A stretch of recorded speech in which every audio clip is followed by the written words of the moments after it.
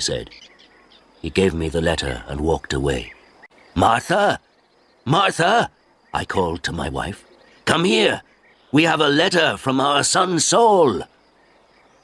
Martha came out and looked at the letter. She was excited, but she was also worried. "A letter from Saul," she said. "Is he alive and well?" "I'm going to find the school teacher. He can read the letter." There was no school 50 years ago, so I cannot read or write. I live in a small village. The only work is farming. My only son, Saul, left the village 2 years ago, and my 3 daughters are married. Saul is making a lot of money in a foreign country. Martha and the schoolteacher came back. A lot of other people came. Everyone wanted to hear my letter. The schoolteacher opened the envelope and read the letter.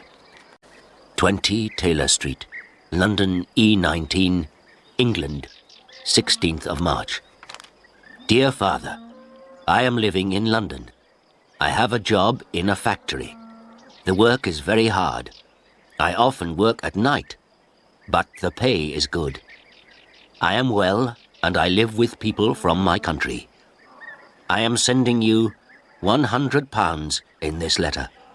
This is for you and my mother. Love to you and mother, Saul. £100, I said to the schoolteacher. You're wrong. It's a mistake. No, the schoolteacher said. I'm not wrong. It's not a mistake. Here is the money. And he gave me a piece of paper. What is this? I asked. A money order, the schoolteacher said. Go to Darpur. Take this money order to the post office in Darpur. The money order is worth £100. The post office official will give you the money. £100, I said again. Everyone laughed and said, Adam, you are a rich man. You can buy many things for your farm and for your house. And I can buy some good food and drink in Darpur. I am going to give a party for you all, I told my friends. Martha said, Saul is a good son. That evening, the village people talked about the money order and my money. Martha and I also talked about the money. We needed many things for the farm. Chapter 2. Adam goes to Darpur. The next morning, I got up very early. It was dark and everyone was asleep, but I was going to Darpur. I washed and dressed carefully. I put on my best clothes and I carried my best stick.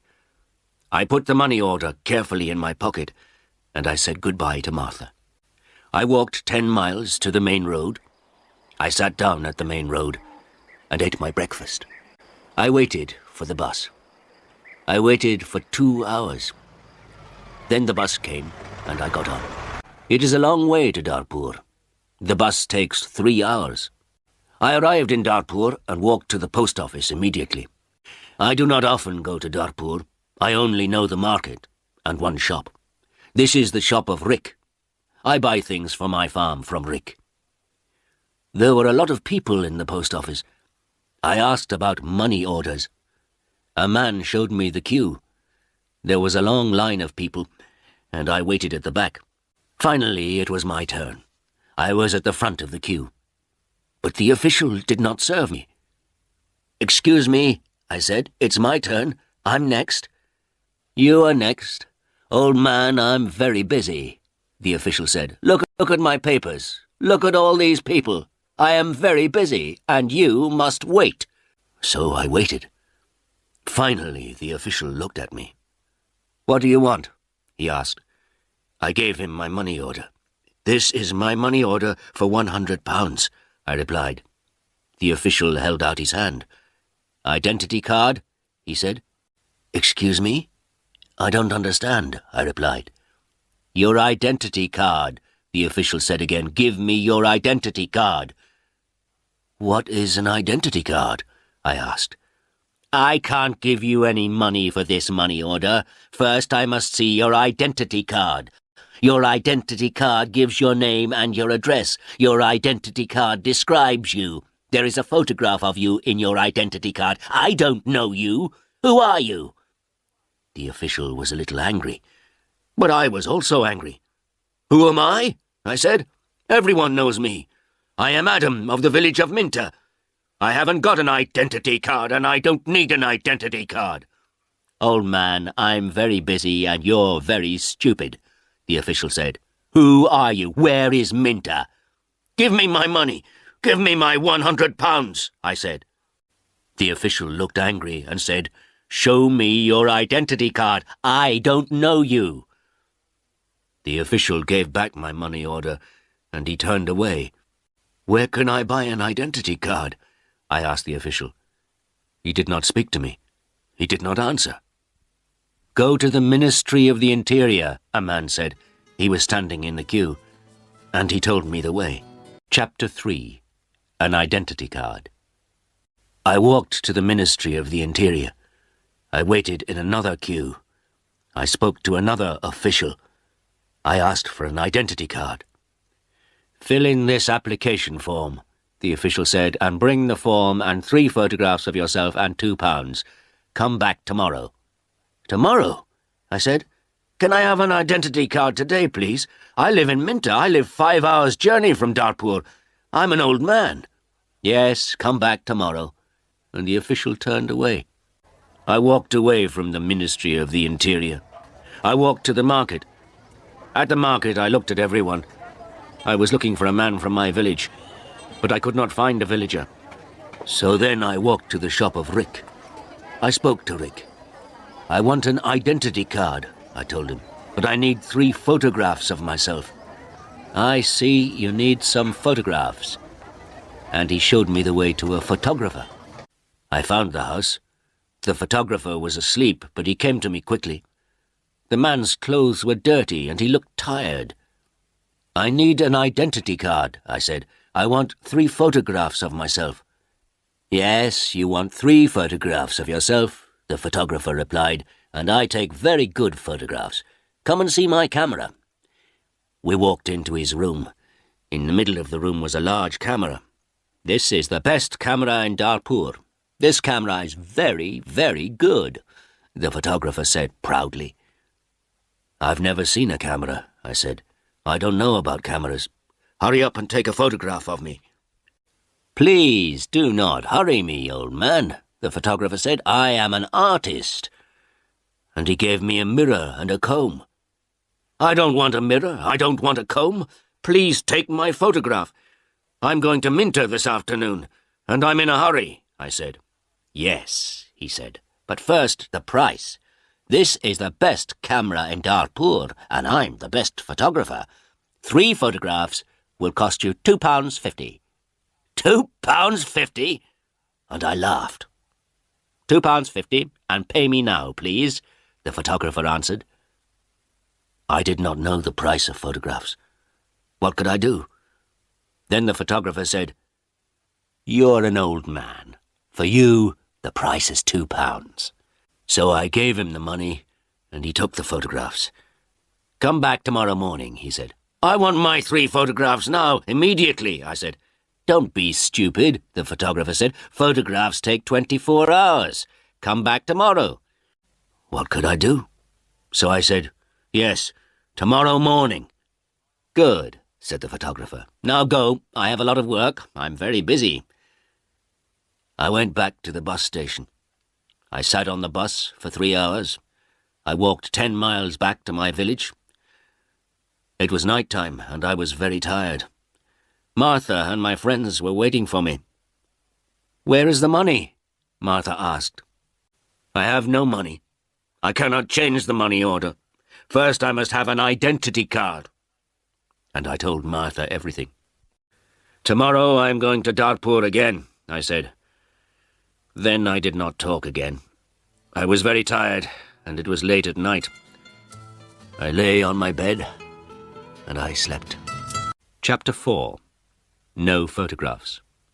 I woke up late the next morning. The sun was already high. I did not walk to the main road and catch a bus. All the buses go to Dartpoor early in the morning. So I stayed at home on Wednesday. I was still very tired. I rested and talked to the villagers about the money order. I told them about the identity card and the photographer. The school teacher said, "Yes, the official is correct. In a post office, you always show your identity card." The school teacher filled in my application form for an identity card. On Thursday, I travelled to Darpur again. I walked to the main road and I caught a bus. In Darpur, I walked to the house of the photographer. I knocked on the door of the house. No one came to the door. I knocked again loudly with my stick. A woman opened the door. "Who are you? What do you want?" she asked. "Can I have my photographs, please?" I said. "Your photographs? I have no photographs," the woman replied. "I came here on Tuesday. Where is the photographer?" I asked. "He's out. He's not here." And the woman closed the door. I shouted at her, "I'm waiting here for him." After a long time, the photographer came back. He looked tired, and he smelt of beer. "Give me my photographs," I said. "I have waited a long time for you." The photographer looked at me and said, "I don't know you, old man. What photographs are you talking about?" "My 3 photographs for my identity card. I paid you £2 for them on Tuesday. Give me my photographs immediately or my money." "Your photographs? Your money? What are you talking about?" the photographer said. "Show me the paper. Show me the receipt for your money." "My receipt?" I asked. "Yes, where is your receipt?" the photographer asked. "You didn't give me a receipt," I shouted. "Give me my photographs or my money immediately." And I hit the photographer hard with my stick. I am old, but I am still strong. The photographer fell on the ground. He shouted, "Help! Help! This old man is killing me!" And I hit him hard again. Lots of people ran out of their houses. I hit the photographer again, and 2 men held me. I could not get away from the 2 men. The photographer was very angry, and I was very angry. Lots of people were shouting. Then a policeman came. The photographer shouted to the policeman, "This old man hit me 3 times with his stick. He's a thief and a murderer. He wants my money." The policeman held my arm and said, "Come with me to the police station." I did not say anything. We walked to the police station. At the police station, the policeman asked me, "Did you hit that man 3 times?" "Yes," I said. "He didn't give me my photographs."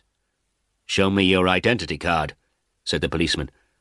"I am Adam of Minter Village," I replied, "and I haven't got an identity card." "Old man," said the policeman, "go back to your village. Don't come here and fight. Keep out of Darpur." And he pushed me into the street. I went back to my village. I was tired and angry. Chapter 5. Adam changes his money order. Next day I told my story to all the villagers. The villagers were angry. Martha was very unhappy. She said, "Saul is working very hard. He is sending money and we can't have the money. What are we going to do?" I did not know. Then in the evening the school teacher came to my house again. "Adam, perhaps I can help you," the school teacher said. "Here is a letter to Mr. Sheth." "Mr. Sheth?" I said. "Who is he?" "He's an important man in Darpur, and he's a friend of my wife's cousin," replied the school teacher.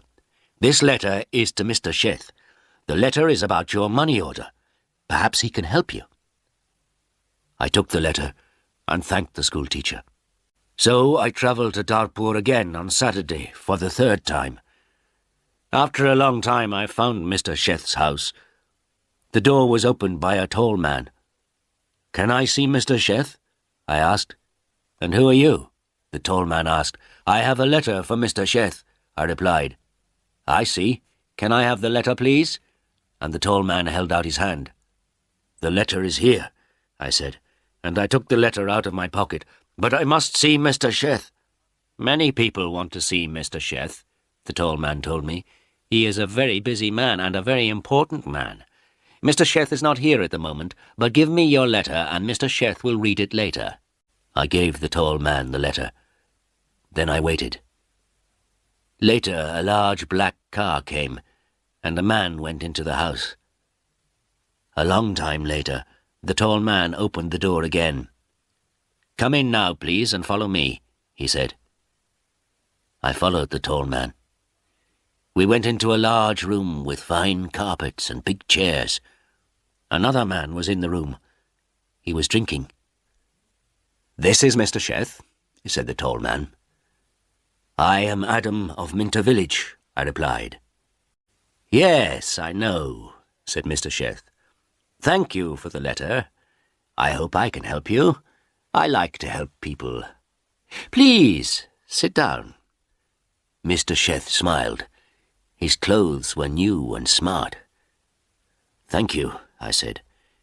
"Can I see the money order, please?" Mr. Sheth asked. I took the money order out of my pocket. By now, the money order was dirty and looked very old. I gave it to Mr. Sheth. "This money order is for £100, I said. "My son sent it from a foreign country."